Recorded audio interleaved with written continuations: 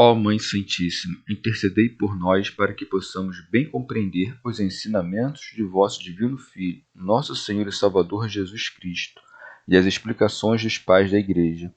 Ó Virgem Imaculada, ofereço-vos este trabalho e peço que abençoais aqueles que o ouvirem, e que seja para a maior honra e glória de Deus. Amém.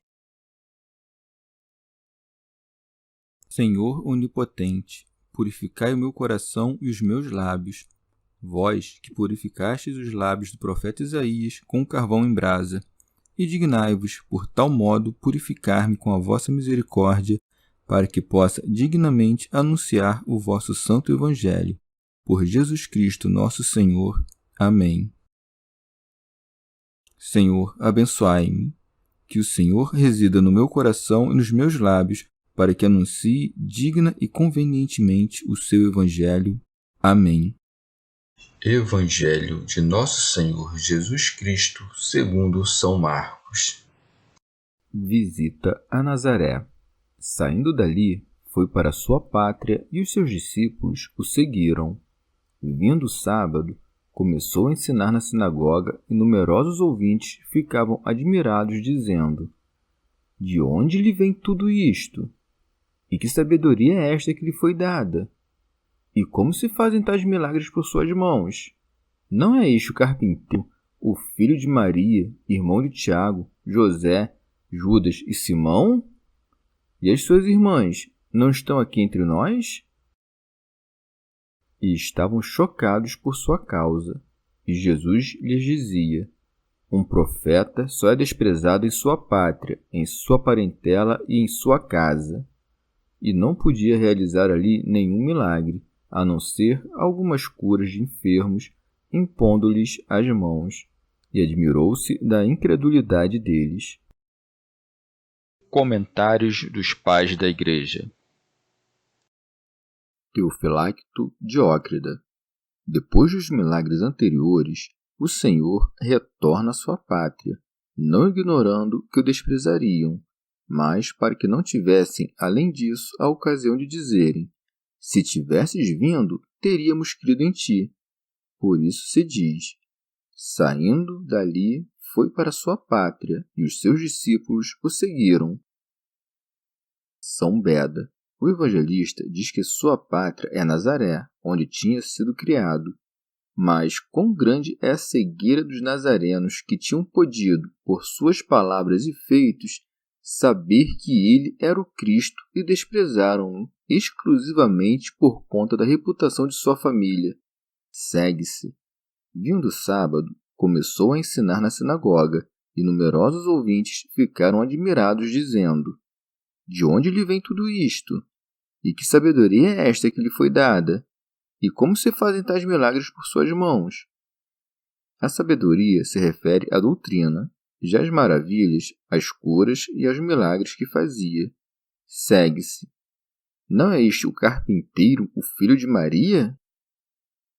Santo Agostinho. Mateus narra que o chamaram de filho do carpinteiro, e não se deve admirá-lo, visto que as duas coisas podem ter sido ditas, pois, uma vez que era filho de um carpinteiro, acreditavam que também era carpinteiro. Pseudo Jerônimo. E Jesus é certamente chamado de filho do carpinteiro, mas do carpinteiro, que fabricou a aurora e o sol, isto é, a primeira igreja e a que se seguiu, em cujas figuras a mulher e a menina são curadas. São Beda. Pois, mesmo que não se possam comparar as coisas humanas com as divinas, a imagem ainda é completa, pois o Pai de Cristo opera pelo fogo e pelo Espírito. Segue-se. Irmão de Tiago, José, Judas e Simão? E as suas irmãs não estão aqui entre nós? Eles testemunham que seus irmãos e irmãs estavam com ele. Mas não se deve pensar que eram filhos de José e Maria, como dizem os hereges, mas antes, de acordo com o costume da Sagrada Escritura, deve-se compreender como parentes, do mesmo modo como Abraão e Ló são chamados de irmãos, sendo Ló filho do irmão de Abraão, e estavam chocados por sua causa. O escândalo e o erro dos judeus é nossa salvação e a condenação dos hereges.